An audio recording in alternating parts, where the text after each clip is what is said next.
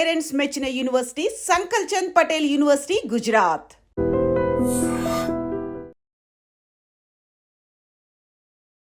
నమస్తే, నేను Vasanthalakshmi, yoga master trainer, specialist for weight loss. ఇంట్లోనే ఉంటూ వెయిట్ తగ్గాలనుకుంటున్న వాళ్ళకి యోగా క్లాసెస్ని, రెగ్యులర్ యోగా క్లాసెస్ని తీసుకుంటూ ఉంటాను. ఇంట్రెస్ట్ ఉన్నట్లయితే మెసేజ్ చేయొచ్చు, కాల్ చేయొచ్చు. ఈ వీడియోలో మనం హై బీపీ ఉన్నవాళ్ళు ఎలాంటి ఆసనాలు వేయాలి, ఎలాంటి ఆహార నియమాలు పాటించాలి, ఎలాంటి ప్రాణాయామ ముద్రలు చేయాలి అనేది తెలుసుకుందాం. చాలా ఇంపార్టెంట్ థింగ్ ఏంటంటే హై బీపీ అసలు ఎందుకు వస్తుంది? బ్లడ్ ఫ్లో అనేది ఎక్కువ ఫాస్ట్గా ఉండడాన్ని బ్లడ్ ప్రెషర్ అంటాము. హార్ట్ పంపింగ్ అనేది ఎక్కువగా ఉంటుందన్నమాట. బ్లడ్ ప్రెషర్, దీన్ని హై బీపీ అంటాం. ఈ హై బీపీ అనేది ఎక్కువ ఫీల్ అయ్యే వాళ్ళకి వస్తూ ఉంటుందన్నమాట. ఎక్కువ వెయిట్ ఉన్న వాళ్ళకి కూడా, పొట్ట ఎక్కువ ఉన్న వాళ్ళకి కూడా వస్తూ ఉంటుంది, లేదా హెరిడిటరీలో కూడా వస్తూ ఉంటుంది. బట్ మనము ఇది మేనేజబుల్ అండి. మన లైఫ్ స్టైల్ని మనము చక్కగా మేనేజ్ చేసుకోగలిగితే మన హెల్త్ మన చేతుల్లోనే ఉన్నట్లే ఉంటుంది. చాలా చక్కగా దీన్ని క్యూర్ చేసుకోవచ్చు. అన్నిటికీ టెన్షన్ పడిపోతూ ఉంటారు, చిన్నవాటికి పెద్దవాటికి. చిన్న జీవితం, మనం టెన్షన్ పడినా ఆ ప్రాబ్లం అవ్వాల్సిన టైంకే అవుతుంది. టెన్షన్ పడకపోయినా మనం సొల్యూషన్ వెతికితేనే దానికి కరెక్ట్గా మన జీవితం అనేది ముందుకు సాగుతుంది. ఏ దానికి మనం స్ట్రెస్ తీసుకోవాలి, దేనికి రిలాక్సింగ్గా ఉండాలి అన్నది ఫస్ట్ మన లైఫ్లో డిసైడ్ అవ్వాలి. ఉద్యోగం కామన్ అండి, టెన్షన్స్ కామనే ఉంటాయి. మన చేతుల్లో ఉన్న పనులే. మనం దాని గురించి ఎంత పెద్ద సమస్య వచ్చినా సరే స్ట్రెస్ తీసుకోకూడదు, సొల్యూషన్ వెతకాలి. రిలాక్సింగ్గా ఉండడం నేర్చుకోవాలి. అలా మన స్థితికి కాదు అని అనిపించినప్పుడు నేను ఇప్పుడు ఒక చిన్న టెక్నిక్ చెప్తాను. ఎంత టెన్షన్లో ఉన్నా సరే ఇప్పుడు ఈ టెక్నిక్ కనుక మనం ప్రాక్టీస్ చేస్తూ ఉంటే ఆరోగ్యం మీద ఎఫెక్ట్ పడకుండా ఉంటుంది. మనం ఇచ్చే మైండ్కి ఇచ్చే స్ట్రెస్ వల్ల ఆరోగ్యం పాడవుతుంది, శరీరంలో అనారోగ్యాలు అనేది మొదలవుతున్నాయి కదా. ఈ హై బీపీ స్ట్రెస్ ఎక్కువ వచ్చేసినప్పుడు ఏం చేయాలి అంటే, చూడండి, డీప్ బ్రీతింగ్ తీసుకోవాలి. బ్రీత్ అవుట్ స్లోగా మౌత్ తోటి.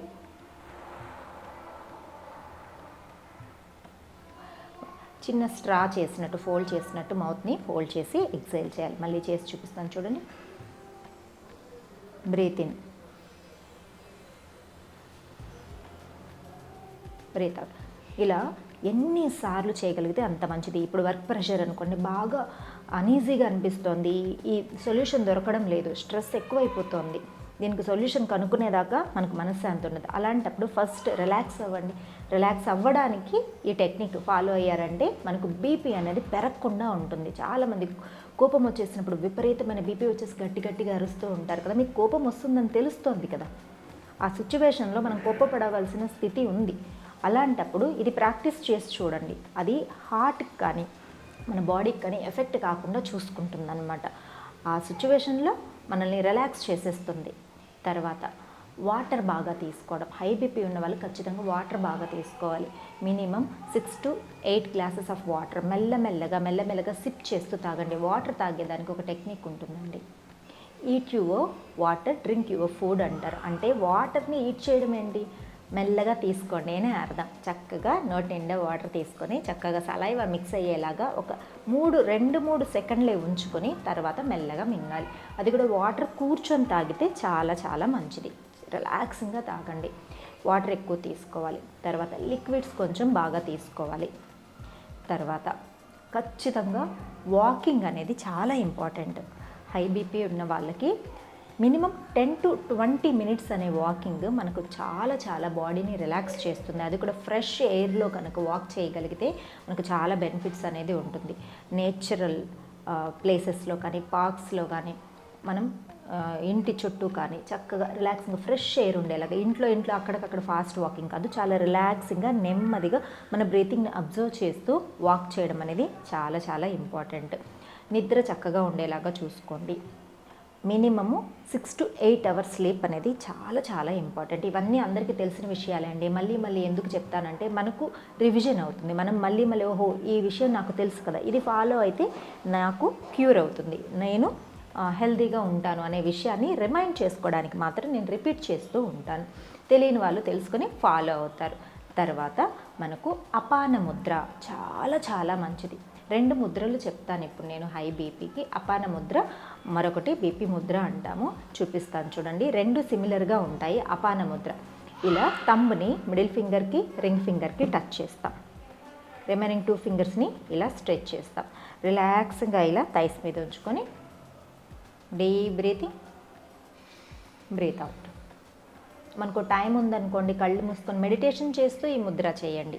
టైం లేదనుకోండి పర్వాలేదు, మీరు కాల్స్ మాట్లాడుతూ చేసుకోవచ్చు, టీవీ చూస్తూ చేయండి. అంటే టైం లేని సిచ్యువేషన్స్లో, ఆఫీస్లో మీరు ఎవరితో అయినా మాట్లాడుతున్నారనుకోండి, ఈ ముద్ర ఇలా ఉంచి మీరు ప్రాక్టీస్ చేసుకొని మీ వర్క్స్ అనేది కంటిన్యూ చేసుకోండి.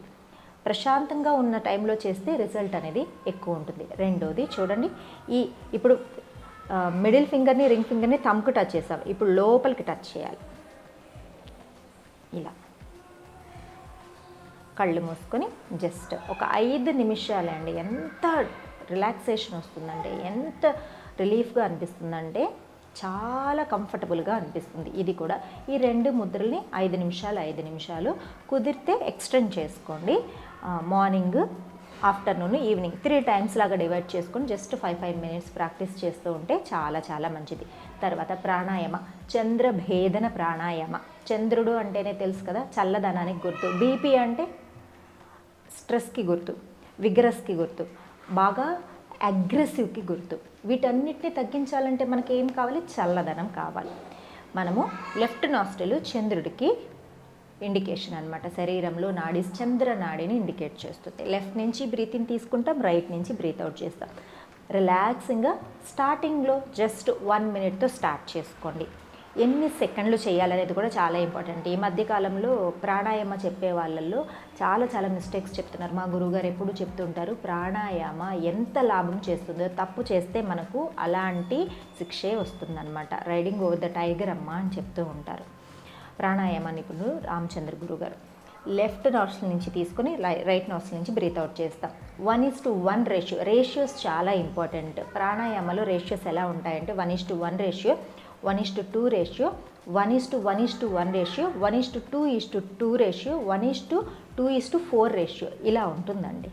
మనం తీసుకున్న దానికంటే వదిలేది చాలా ఎక్కువగా ఉండాలి. హోల్డ్ చేసేది సేమ్ ఉండొచ్చు, లేదా డబల్ ఉండొచ్చు. ఎగ్జలేషన్ ఎక్కువగా ఉండాలి. ఇప్పుడు మనం చాలా సింపుల్గా చేస్తాం. 1:1 రేషియో. 5 సెకండ్లు బ్రీతింగ్ తీసుకుంటాం, 5 సెకండ్లు బ్రీత్ అవుట్ చేస్తాం. చూడండి, ఇక్కడ రైట్ నాస్ట్రిల్ క్లోజ్ చేస్తున్నాం. లెఫ్ట్ నుంచి బ్రీతింగ్ చేయాలి. చంద్రుడి నుంచి తీసుకుంటాం, సూర్యుడి నుంచి వదిలేస్తాం. మన మైండ్ని చాలా రిలాక్స్ చేయడానికి. చూడండి, క్లోజ్ ద రైట్ నాస్ట్రిల్. 5 సెకండ్సే బ్రీత్ చేయాలి.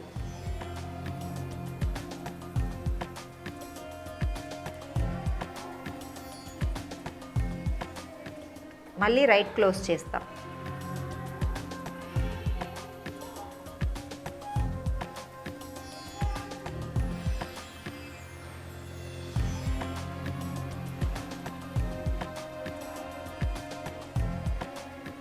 రిలాక్సింగ్గా ఇదే విధంగా జస్ట్ ఫస్ట్ 1 మినిట్ చేయండి.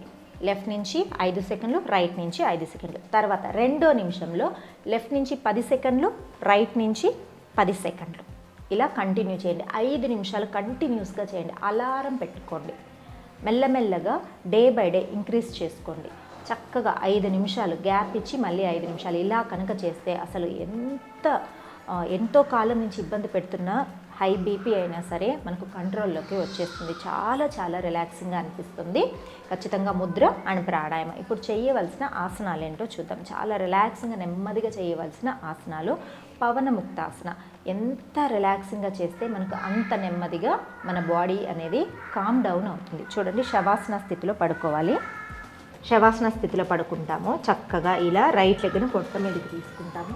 నెమ్మదిగా హెడ్ లిఫ్ట్ చేస్తాం. ఎగ్జేల్ డౌన్, స్లోగా left. Exhale down, right. Exhale down. నీస్ని ఇలానే చక్కగా ఫోల్డ్ చేసుకొని రిలాక్సింగ్గా ఉండొచ్చు. Left. Exhale down. Deep breathing. చూడండి, ఇప్పుడు స్లోగా హిప్ అప్ చేయాలి. ఎంత వీలైతే అంత పైకి నెమ్మదిగా హిప్ అప్ చేస్తారు, హిప్ డౌన్ చేస్తారు. Inhale up, exhale down. Inhale up, దీన్ని సేతుబంధాసన అంటారు. Exhale down, inhale up. రిలాక్సింగ్గా ఎంతసేపు ఉండగలుగుతామో అంతసేపు మెయింటైన్ చేసుకోండి. Deep breathing, breath out. తర్వాత 2 లిప్స్ని ఒక్కసారి పొట్ట మీద, ఎక్కువ ప్రెషర్ ఏమి ఇవ్వనవసరం లేదు. రిలాక్సింగ్గా బ్రీతింగ్ని అబ్జర్వ్ చేస్తూ చక్కగా రిలాక్సింగ్గా చేయాలి. దీని తర్వాత బోర్లా పడుకొని మర్కటాసన స్ట్రెచెస్ చేయాలి. ఎలా చేయాలో చూద్దాం. ఇలా చక్కగా చూడండి, లెగ్స్ మధ్యలో గ్యాప్ తీసుకొని హీల్ కిందకి టచ్ చేయేలాగా ఇలా పడుకో.